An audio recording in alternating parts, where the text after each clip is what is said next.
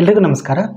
ಈಗ ಚಿತ್ರರಂಗದಲ್ಲಿ ಎರಡು ವಿಚಾರಗಳು ತುಂಬ ಓಡಾಡ್ತಾ ಇದೆ, ಸುದ್ದಿ ಆಗ್ತಾ ಇದೆ. ಏನೇನು ವಿಚಾರಗಳಂತಂದರೆ, ಕಳೆದ ಶುಕ್ರವಾರ ದೊಡ್ಡ ಮನ್ಸ ಅಂತ ಒಂದು ಸಿನಿಮಾ ಬಿಡುಗಡೆ ಆಗಿತ್ತು.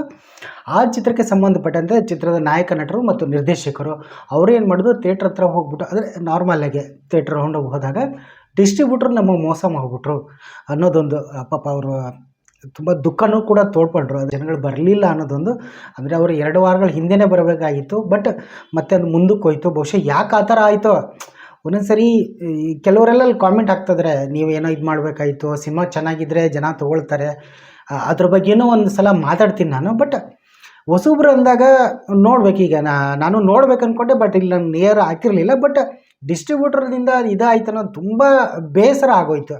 ನಿಜವಲ್ಲ, ಈ ಥರ ಯಾವ ಸಿನಿಮಾಗಳಿಗೂ ಆಗಬಾರ್ದು. ಸ್ಟಾರ್ಗಳ ಸಿನಿಮಾಗಳಿಗೆ ಆಗಲ್ಲ, ಆಲ್ಮೋಸ್ಟ್ ಅಲ್ಲಿ ಈ ಥರ ಆಗೋದು ಹೊಸಬ್ರ ಸಿನಿಮಾಗೇನೆ. ಬಟ್ ಅಲ್ಲಿ ಏನು ಇಂಟರ್ನಲ್ ನಡೆದಿದೋ ನಮ್ಗೆ ಗೊತ್ತಿಲ್ಲ. ಬಟ್ ನಮಗೆ ಗೊತ್ತಾಗಿರೋದು ಅಲ್ಲಿ ಪೋರ್ಟ್ರೇಟ್ ಆಗಿದ್ದಾರೆ ಅಂದರೆ ಡಿಸ್ಟ್ರಿಬ್ಯೂಟರ್ ಅವ್ರ ಕಡೆಯಿಂದ ಮೋಸ ಆಯಿತು ಅಂತ. ಪಾಪ ಇದು ತುಂಬ ಬೇಸರ ಆಗೋಯ್ತು. ಅದು ಬಿಟ್ಟರೆ ಮೊನ್ನೆ ಅಯೋಗ್ಯ 2 ಈ ಸಿನಿಮಾದ ಒಂದು ಸಾಂಗ್ ಬಿಡುಗಡೆ ಆಯಿತು. ಮುದ್ದು ಪುಟ್ಟಲಕ್ಷ್ಮಿ, ರಚು ಮೇಡಮ್, ಸತೀಶ್ ನೀನಾಸ್ ಅವರ ಆ್ಯಕ್ಟ್ ಮಾಡಿರೋ ಸಿನಿಮಾ. ಅದು ಆಗಸ್ಟ್ 14ಕ್ಕೆ ರಿಲೀಸ್ ಆಗಬೇಕಾಯಿತು. ಸಡನ್ಲಿ ಟಾಕ್ಸಿಕ್ ಸಿನಿಮಾ ಆಗಸ್ಟ್ 26 ಅಂತ ಅನೌನ್ಸ್ಮೆಂಟ್ ಆಗೋಯ್ತು. ಹೀಗಾಗಿ ಈ ಸಿನಿಮಾ ಸುಮ್ಮನೆ ಕ್ಲಾಶ್ ಆಗೋದು ಬೇಡ ಅಂತ ಹೇಳ್ಬಿಟ್ಟು 1 ವಾರ ಮುಂಚೆ, ಅಂದರೆ ಆಗಸ್ಟ್ 7ನೇ ತಾರೀಕು ರಿಲೀಸ್ ಆಗ್ತಾ ಇದೆ. ಈ ಚಿತ್ರದ ಆಡಿಯೋ ಬಿಡುಗಡೆ ಸಮಾರಂಭದಲ್ಲಿ ನಟ ಸತೀಶ್ ನೀನಾಸಂ ಅವರು ಒಂದು ಮಾತು ಹೇಳಿದರು. ಅದು ಸ್ವಲ್ಪ ವಾದ ವಿವಾದಗಳು ಕೂಡ ಆಯಿತು, ವಿವಾದಕ್ಕೂ ಎಡೆ ಮಾಡಿತು. ಅದೇ ಇಟ್ಕೊಂಡು ಫಿಲ್ಮ್ ಚೇಂಬರಲ್ಲೂ ಕೂಡ ನಿರ್ಮಾಪಕರ ನಡುವೆ ಅದು ಮುಖಾಮುಖಿಯಾಗಿ ಮಾತಾಡಿದ್ದು ಇರಲಿ. ನಾನು ಆ ವಿಚಾರ ನಾನು ಮಾತಾಡೋಕ್ಕೆ ಬಂದಿಲ್ಲ. ಬಟ್ ಅವರು ಸತೀಶ್ ಅವರು ಒಂದು ಮಾತು ಹೇಳಿದರು, ಅಂದರೆ ಸ್ಟಾರ್ಗಳು ವರ್ಷಕ್ಕೆ ಒಂದಾದರೂ ಒಂದು ಸಿನಿಮಾ ಮಾಡಬೇಕು. ಈ ಥರ ಮಾಡ್ತಾಯಿದ್ರೆ ಚಿತ್ರರಂಗ ನಿರಂತರವಾಗಿ ಕಾರ್ಯಚಟುವಟಿಕೆಗಳನ್ನು ಪೂರೈಸುತ್ತೆ, ಜನಗಳು ಥಿಯೇಟ್ರಿಗೆ ಬರ್ತಾರೆ.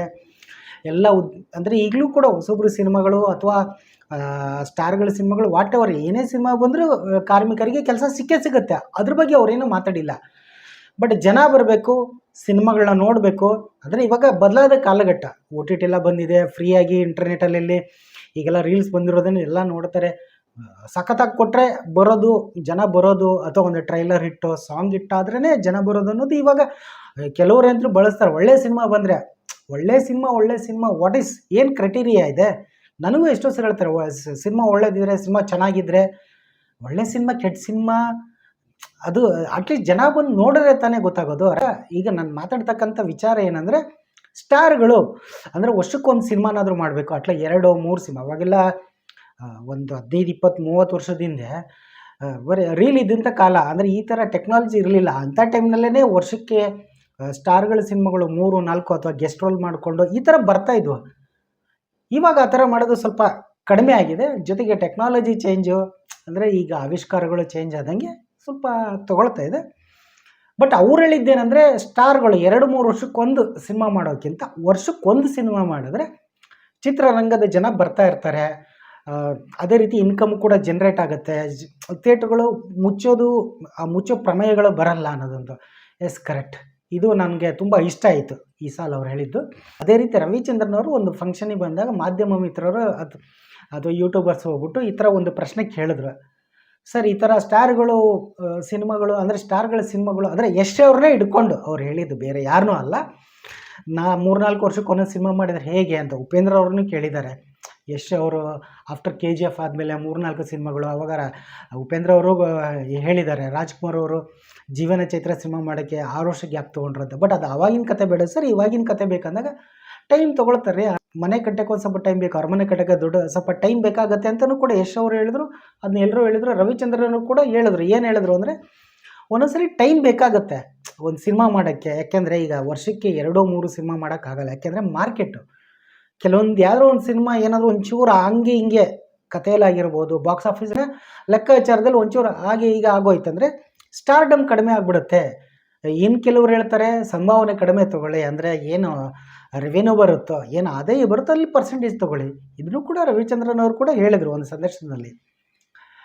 ಬಟ್ ನನಗನ್ಸಿರೋದೇನೆಂದರೆ, ಸ್ಟಾರ್ಗಳು ವರ್ಷಕ್ಕೆ ಒಂದು ಸಿನಿಮಾನಾದರೂ ಮಾಡಬೇಕು.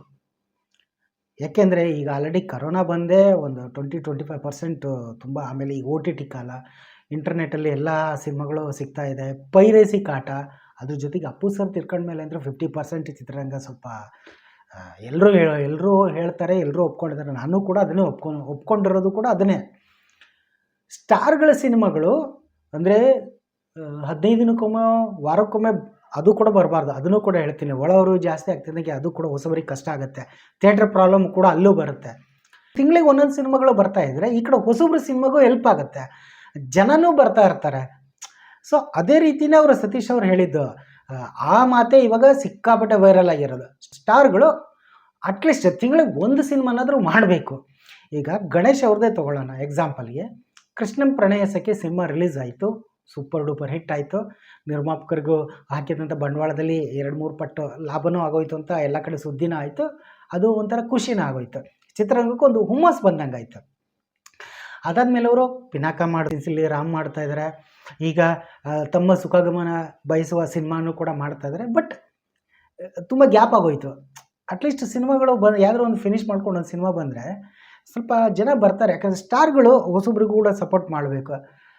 ಆಗ ಸಪೋರ್ಟ್ ಮಾಡೋದು ಬಿಡೋದು ಅದು ಸೆಕೆಂಡ್ರಿ, ಅದು ಬಿಡಿ. ಬಟ್ ಟ್ರೈಲರಲ್ಲೂ ಕೂಡ ಏನೋ ಒಂದು ಮಜಾ ಇತ್ತು, ಸಾಂಗ್ಗಳು ಹಿಟ್ ಆಯ್ತು ಅಂದರೆ ಇದು ನಾನು ಸಿನಿಮಾ ಅಭಿಮಾನಿಯಾಗೆ ನಾನು ಹೇಳ್ತಾ ಇರೋದು.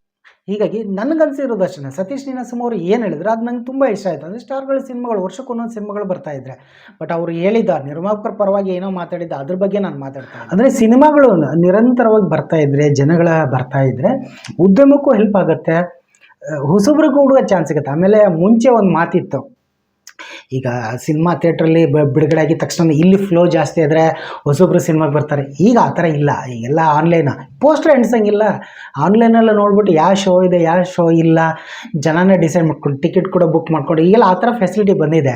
ಸೊ ಹೀಗಾಗಿ ಸ್ವಲ್ಪ ಈಗ ಅಂದರೆ ಅದೇ ಅಡುಗೆನೇ ಸ್ವಲ್ಪ ಡಿಫ್ರೆಂಟಾಗಿ ಬಡಿಸ್ಬೇಕು. ಬಟ್ ಏನಂದರೆ ಇನ್ನೊಂದು ನನಗೂ ವೈಯಕ್ತಿಕವಾಗಿ ನಾನು ಹೇಳೋದೇನೆಂದರೆ, ಶುಕ್ರವಾರ ಸಿನಿಮಾ ರಿಲೀಸ್ ಅಂದರೆ ಗುರುವಾರ ಟ್ರೈಲರ್ ರಿಲೀಸ್ ಆಗುತ್ತೆ, ಅಥವಾ ಬುಕ್ ಮೈ ಶೋದಲ್ಲಿ ಶುಕ್ರವಾರ ರಿಲೀಸ್ ಅಂದರೆ ಶುಕ್ರವಾರ ಬೆಳಿಗ್ಗೆ ಅಪ್ಡೇಟ್ ಆಗುತ್ತೆ.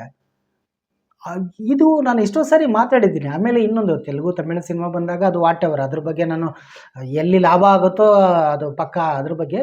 ಬಟ್ ಇವ್ರು ಏನು ಹೇಳಿದ್ರಲ್ಲ ಅದ್ರ ಬಗ್ಗೆ ನನಗೆ ಹೇಳಬೇಕು ಅನ್ನಿಸ್ತು. ನಿಮ್ಗೇನು ಅನ್ನಿಸ್ತು? ಸ್ಟಾರ್ಗಳ ಸಿನಿಮಾಗಳು ತಿಂಗಳಿಗೆ ಒಂದೊಂದು ಬಂದರೆ ತುಂಬ ಹೆಲ್ಪ್ ಆಗುತ್ತಲ್ವ? ಹೀಗಾಗಿ ನನಗೂ ಇದೆ ಅನ್ನಿಸ್ತು. ಬಟ್ ಆ್ಯಸ್ ಎ ಕಥೆನ ನೋಡಿಕೊಂಡು ಕೂಡ ಅದನ್ನು ಕೂಡ ಬರಬೇಕಾಗಿದೆ, ವಾಟ್ ಎವರ್ ಇರಲಿ. ಸೊ ಈಗ ಮತ್ತೆ ಈಗ ಏನು 2026 ತೊಗೊಂಡ್ರೆ ಅಷ್ಟೊಂದು ಸ್ವಲ್ಪ ಇದು ಅನ್ನಿಸ್ತಾ ಇತ್ತು. ಬಟ್ ಈ ನೆಕ್ಸ್ಟ್ ವೀಕಿಂದ ಅಂದರೆ ಈ ವೀಕಿಂದನೇ ಅಂದ್ಕೊಳ್ಳೋಣ, ಇನ್ನು ಸಿನಿಮಾಗಳು ಬರ್ತಾ ಹೋಗುತ್ತೆ, ಸ್ಟಾರ್ಗಳ ಸಿನಿಮಾಗಳು ಬರುತ್ತೆ, ಹೊಸಬ್ರುಗಳ ಸಿನಿಮಾಗಳು ಬರ್ತಾ ಹೋಗುತ್ತೆ.